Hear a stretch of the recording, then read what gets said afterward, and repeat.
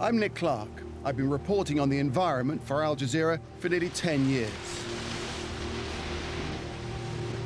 I've witnessed firsthand the effects of global warming and have been deeply troubled about the potentially devastating impact for life on our planet.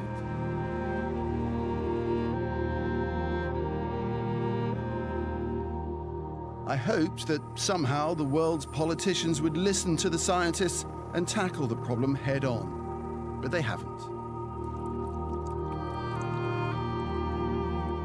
In a few days, leaders from over 190 countries will attend a climate change summit in Paris. Millions of lives could depend on whether they agree to drastically reduce carbon emissions.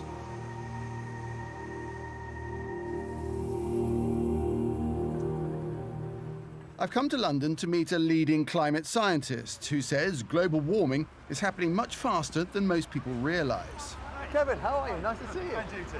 Had a good trip? Yes. Very pleasant. Sat on the train, getting on with some work from Berlin.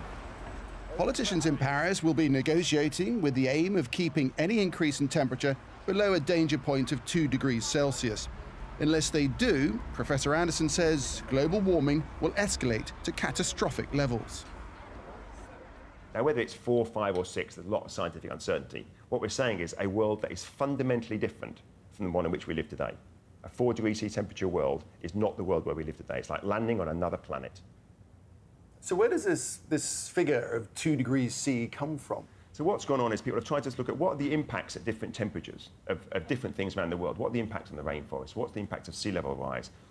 And then you sort of look at those impacts collectively and say, well, what do we think we could possibly deal with? What is an acceptable level of temperature rise? So 2 degrees C we have taken as a global consensus, with quite a lot of disagreement from the poorer parts of the world, is the appropriate threshold between acceptable climate change and dangerous climate change.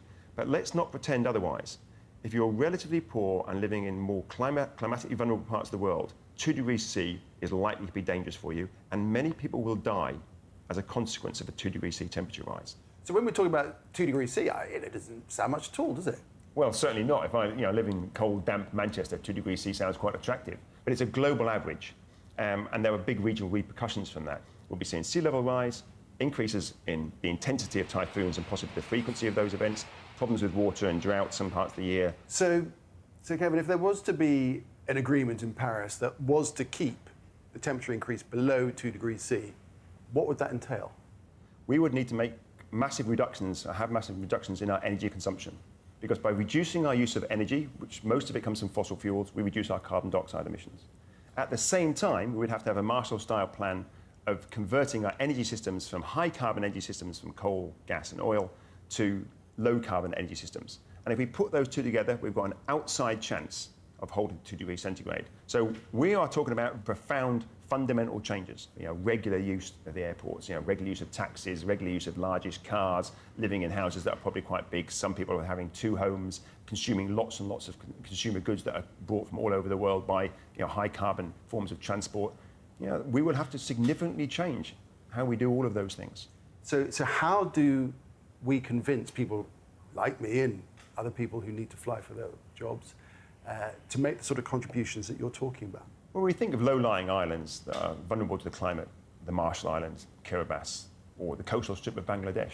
They are going to suffer the impacts of our activities. Do we really need that extra flight for a city break because we have such a stressful job at the cost that someone in Bangladesh will have to, at some point, see their child washed downstream because of a flood or a storm or a change in deltas? Professor Anderson practices what he preaches. He hasn't flown in over 10 years.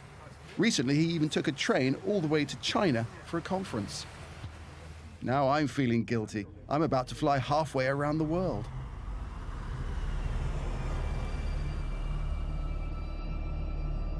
I want to see for myself how the way we live our lives in the West affects people living in more vulnerable countries.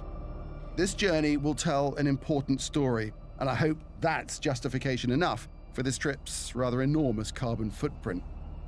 I'm heading for the small Pacific island nation of Kiribati, a collection of 33 atolls halfway between Australia and the United States. Home to around 100,000 people, It's one of several island states at risk of being submerged if sea levels continue to rise. 32 hours after leaving London, I arrive in South Tarawa, Kiribatis's main island. It is incredibly exciting to have arrived in this remote part of the world in the middle of the Pacific Ocean, but it's also immediately apparent just as soon as you arrive that there is a battle going on. Look, row after row after row after row of mangroves have been planted to try and protect this causeway that leads from the airport. And also there's teams of men, as you can see, who are continually working, bolstering up the sides of the road. It's the first thing that you see as soon as you arrive, this battle against the ocean. The island of South Tarawa has an average width of just 400 meters. On one side, a vast empty ocean. On the other, a 500 square kilometer lagoon. It is densely populated. You either live next to the sea or next to the lagoon, or both. So this is the lagoon side, right? Oh yeah, that's the lagoon side. So where's the ocean side over that way? I meet with Muri in the village of Nanakai. Is it far? Yeah, every close. Very close. Can we see? Let's cross the road here. Oh, look, there it is. Look how close it is. It's right there. That's incredible. In March this year, Kiribati was hit by Cyclone Pam, causing severe damage. Sea walls were breached, villages flooded, hospitals evacuated. Many feared they'd be swept away in the surge of high waves from the ocean. When the cyclone comes, all people in Nankai or in our village, I'll run away to some people will run away to the church to pray to God, and some houses are flooded. This is where everybody's houses are. Hello. So all of this was submerged, was flooded. At its highest point, South Tarawa stands at only 3 meters, so even a small sea level rise can be dangerous for the villagers. Muri tells me that 10 years ago, the high tide mark was several meters away from the houses.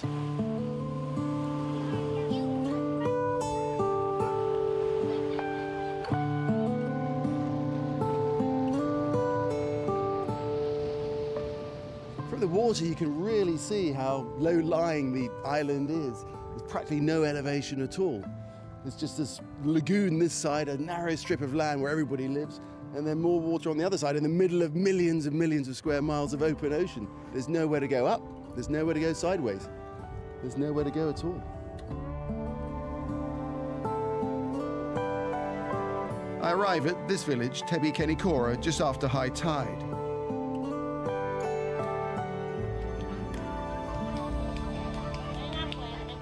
So you see the water here has come up a lot, hasn't it? The village chief tells me that 2 hours earlier, this was all dry land. Oh, wow, look at that. Look at that. Yeah, this is, of course, the people in this house left this home, their home, about 4 years ago.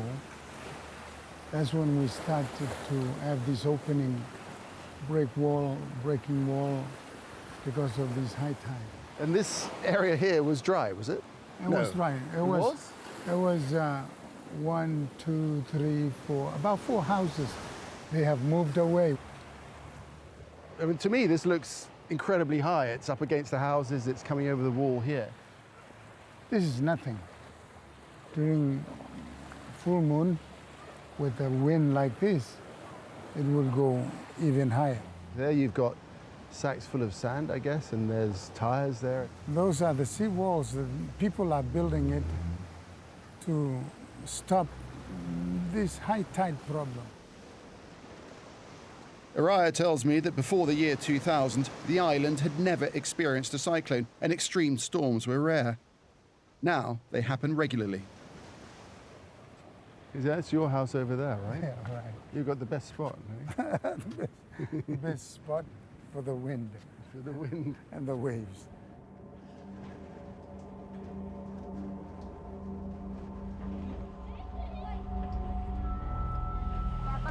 Hello. Sometimes we feel uncomfortable because we can see the dead cats inside this house because of the sea.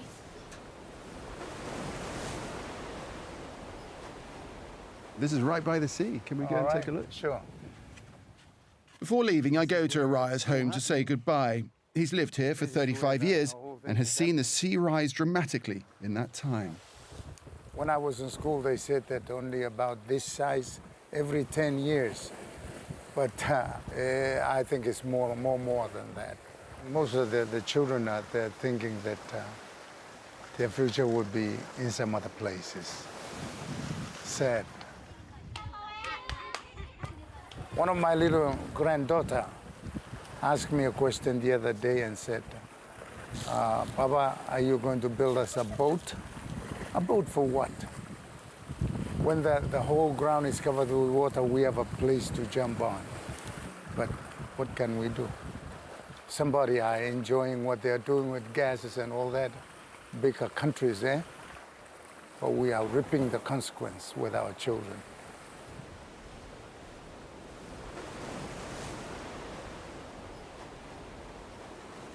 This place is absolutely extraordinary. Look, somebody's built a seawall around that old outhouse there. But how long's that going to last? People here aren't so much living by the sea, they're almost in it.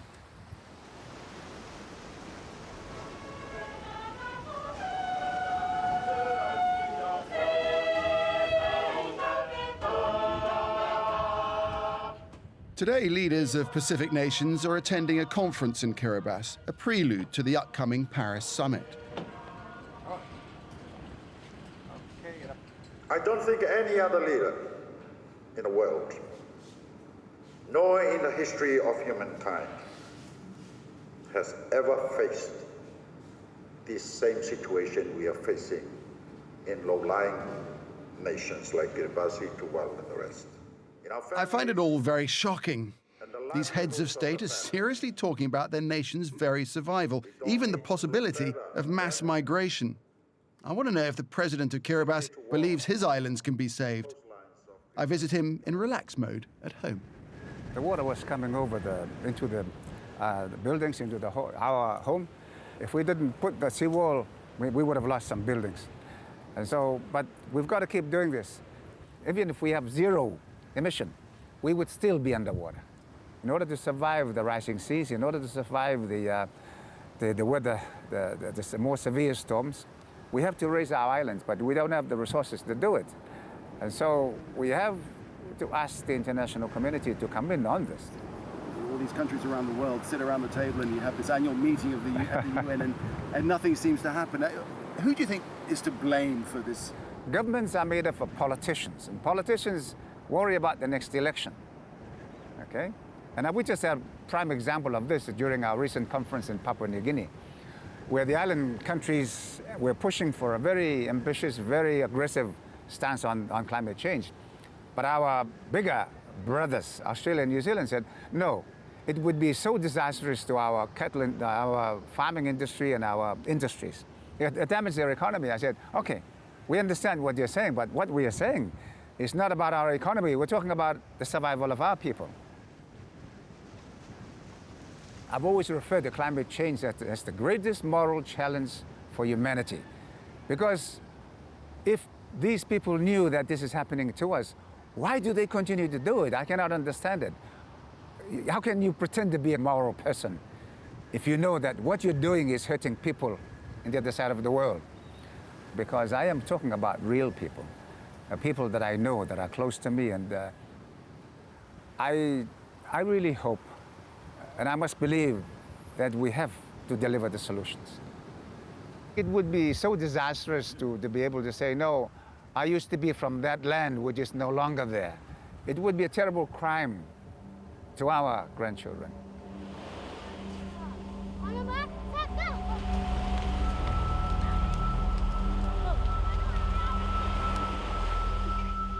My visit to Kiribati has only emphasized the stark reality that dangerous climate change is not a future problem. It is already here.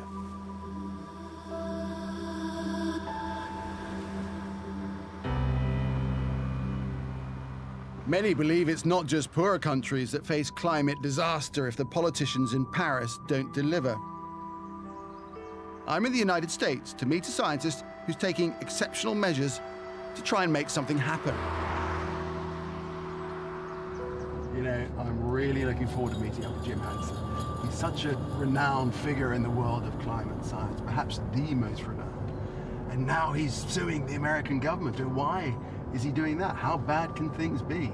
It's going to be very interesting speaking to him about it. Hi, Nick. Great to meet you. Thanks for coming out here. Appreciate the time. Thank you very much. This is a great day, so we can sit outdoors, okay? Jim Hansen first published evidence of global warming back in 1981 while working for NASA. He's been trying to warn policymakers that the planet is heading for climate catastrophe ever since.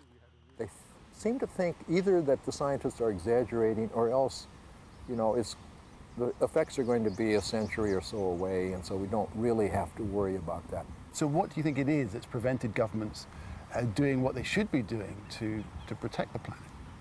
Our economies depend upon the energy we get from fossil fuels. They provide more than 85% of our energy. So it's not going to be easy to make the transition to clean energy. It's much easier to just keep doing what you're doing, because there are a lot of people making a lot of money that way, and so they prefer to see us stay on that path. What do I know that would cause me, a reticent Midwestern scientist, to get myself arrested in front of the White House protesting? After more than 40 years as a US government scientist, Hansen has now turned to activism. And what would you do if you knew what I know? And when I was asked, well, why do this? One of the reasons was by that time I was a grandfather with several grandchildren, and I decided I didn't want them to say, Opa understood what was happening, but he didn't make it clear. So I try to make it clear. In July this year, Hansen, along with 16 other scientists, published their latest and most troubling findings about the impact of more rapid ice melts at the poles. What the data suggest is that we could, within 50 to 60 years, get sea level rise of several meters. And our coastal cities will be doomed. More than half of the large cities in the world are on coastlines. And what of the tens of millions, the hundreds of millions of people who live in them? Yeah, well, you know, the refugee crisis now is small potatoes compared to what will happen if we let sea level go up several meters. And yet we're not, you know, understanding the seriousness of the threat and how imminent it is. So in August this year, Hansen tried a different and more drastic tactic to force the politicians to take action. One thing that I'm doing with my oldest grandchild, Sophie, is filing a lawsuit against President Obama and the American government because they are not taking the steps that are needed to keep warming less than 2 degrees. So why do you think it was necessary to sue the government? It looks to us like the most likely way to get quick action from the government, because our elections for both Congress and the executive branch are very strongly influenced by campaign finance, and that means the biggest industry on the planet, fossil fuel industry. So if the court then tells the government, well, you've got to have a plan that actually preserves a planet for the next generation, then we might start to get more action. So if Paris only offers up limited, to say the least, limited progress, what does that actually mean for my children, for your grandchildren? If all that Paris amounts to is what it appears to, where it appears to be headed, with no real global reductions in emissions, then our children and grandchildren will inherit a situation that is out of their control. Given the urgency Jim Hansen has expressed, why can't the politicians move forward and take action? There's clearly no time for delay. There's someone else I want to meet who's also recently turned to activism, the former chief negotiator for the Philippines government. Yeb Sano is leading a pilgrimage from Rome to the climate summit in Paris, along with his brother. I caught up with him in Switzerland. So this is day 34. I wanted to know what made him give up his job. My motivation for this is quite simple. I have children, and I want to be able to look into their eyes and tell them I've done my best to leave you a better future, a world that cares, a world that is safe. Over the years, my frustration has piled up. This process under the UNFCCC has been called many, many names. It has been called a farce. It has been called an annual carbon-intensive gathering of useless frequent flyers. The Warsaw Conference started days just after Super Typhoon Haiyan, the strongest storm that has ever made landfall, hit the Philippines. And it was truly a difficult moment. The devastation is staggering. I struggle to find words even for the images that we see on the news coverage. And I struggle to find words to describe how I feel about the losses. Up to this hour, I agonize, waiting for word to the fate of my very own relatives. When the storm surge struck, Yeb's brother AG was visiting Tacloban, one of the cities hardest hit by Typhoon Haiyan. Immediately, as I went out of the hotel, the water level was still high, so I went into the water. I already saw some dead bodies. For 1 month straight, I would have I had nightmares every single night. More than 6,000 people died in the Philippines as a result of Super Typhoon Haiyan. Who would take the blame? No one would take the blame. But scientists all over the world know who exactly to blame. Can't stop thinking of my good buddy, my mentor, who died in that super typhoon, along with his wife, his little boy, who we love so much. The process in the UN, I've long given up on that. Then we must need to bring the power back to the people. Because how many world leaders do we have? Maybe less than 200. But there are billions of people that can be converted into this fight. Paris is not the deadline for the people. It may be a deadline for the process, but the people and this journey will continue.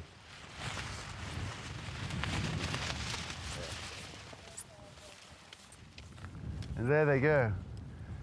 You know, it's amazing what Yeb and his brother AG are doing, and their whole story is just so moving. After everything they've been through, now they're stretching themselves, pushing themselves to their physical limits just to make the world sit up and take notice. It's remarkable.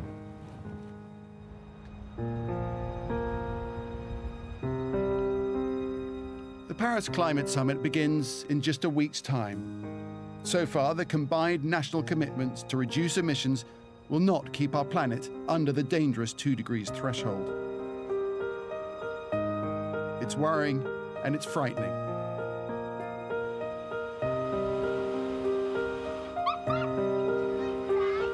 Speaking as a father, what kind of legacy are we leaving our children? What kind of future are they heading into?